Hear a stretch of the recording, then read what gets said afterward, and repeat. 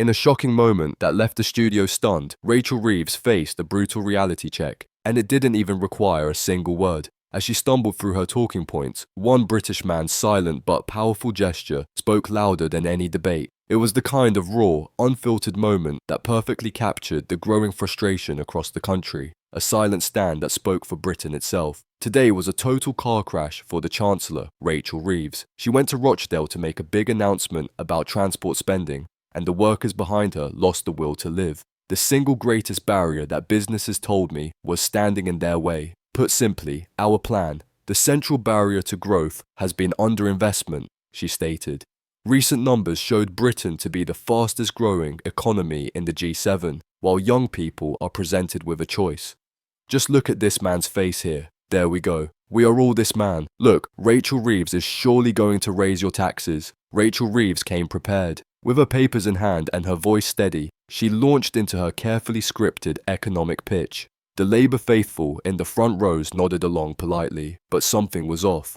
Something was brewing in the crowd, a growing discomfort, a silent tension. And then, as the cameras panned out, the moment exploded into history. One man, arms crossed, face stone cold, stared directly at Reeves with an expression that said what half the nation had been screaming at their screens for months. This is nonsense. He didn't heckle. He didn't boo. He didn't even move. And yet that stillness, that calm, cold defiance, spoke louder than any protest sign ever could. It shook Reeves. You could see it. Her speech wavered. Her eyes darted. Her confidence cracked. For a chancellor who spent months rehearsing sound bites about stability and growth, the reality of Britain's fury hit like a tidal wave, and the British public noticed. Social media lit up within minutes. She's finished, wrote one user. You could see the fear in her eyes the moment she saw him. Another added, this is the look of a woman who just realized the people aren't buying the lies anymore. It was damning, and it was only the beginning, because that moment, a frozen, uncomfortable silence that played out live on national television, didn't just embarrass Reeves, it exposed her, stripped her of the protection that comes with media-friendly headlines and Westminster spin.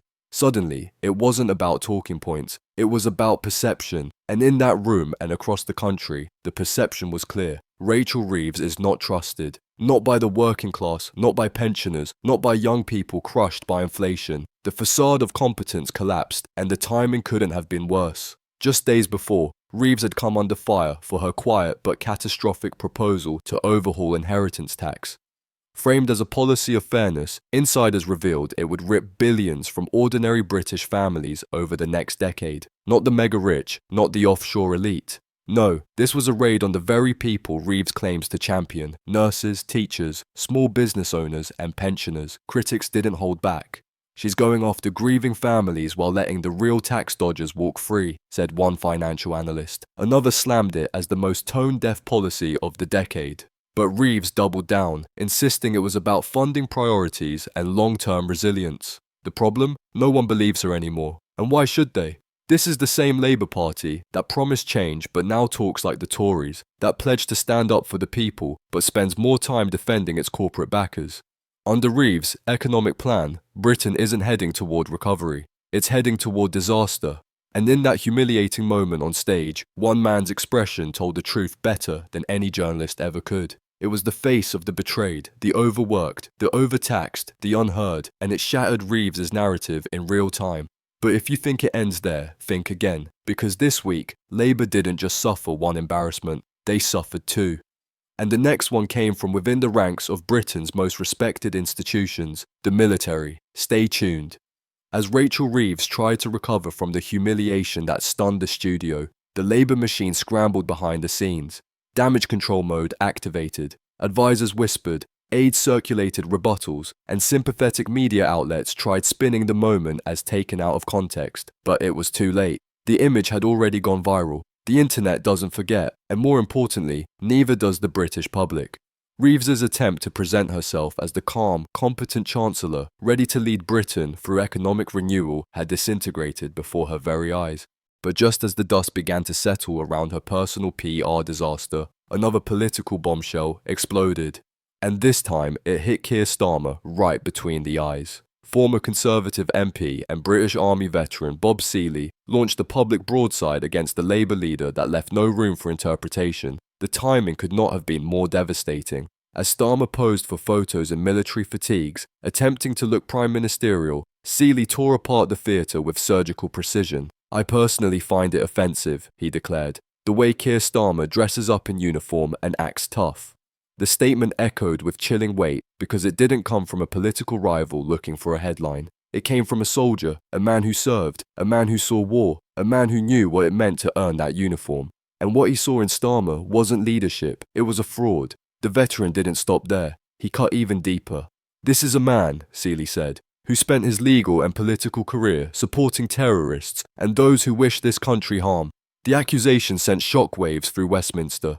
Journalists fumbled for context. Labour's comms team refused to comment, but Seeley had already pulled back the curtain on what many across Britain were beginning to realise. Starmer's transformation into a flag-waving patriot is nothing more than a cynical performance, a cheap costume change. And at a time when the country faces unprecedented threats, economic, military, and cultural, that kind of leadership isn't just hollow, it's dangerous. Seeley's anger stemmed not just from personal insult, but from policy betrayal. He accused the Labour government of preparing to blow £9 billion on the Chagos Islands deal, a move he called disastrously stupid. While British pensioners ration heating and school roofs collapse, Starmer's administration is apparently eager to hand over billions to Mauritius, in what critics say is a needless act of international self-flagellation.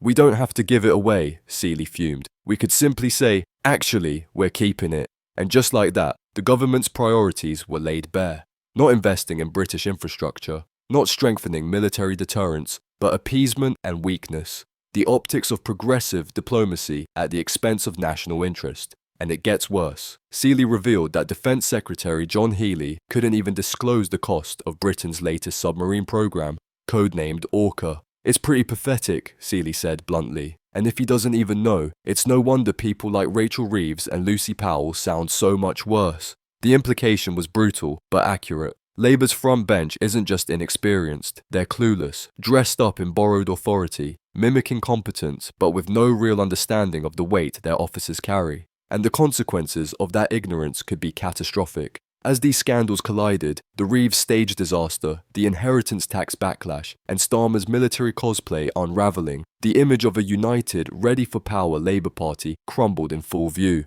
What remained was a portrait of chaos. A chancellor mocked by her own audience, a prime minister slammed by veterans, a government adrift clinging to slogans while the country drowns in real-world problems. The facade of order, strength, and readiness shattered in a single week, and voters noticed. The mood in Britain has shifted, the patience has snapped. People are tired of lectures about growth and reform from politicians who seem more interested in their media training than in fixing broken hospitals or protecting national security. Rachel Reeves talked about stability, but couldn't maintain her composure under the silent glare of one frustrated Brit. Keir Starmer posed in camouflage, but couldn't survive the verbal shelling of one angry soldier. And if this is what leadership looks like now, the question haunting Britain isn't if the backlash will come, it's when. As Rachel Reeves' humiliation continued to ripple across the media, and Starmer's fake tough guy act was ripped apart by veterans, Labour's troubles deepened into something far more dangerous than bad optics. It morphed into full-scale public outrage, because while Reeves fumbled her lines and Starmer played dress-up, ordinary Britons discovered the one detail that slipped quietly into the background of her so-called economic reform speech. A planned inheritance tax raid, so devastating it's now being dubbed the final straw for millions of already struggling families. Behind the buzzwords and political theatre, the hard numbers began to leak.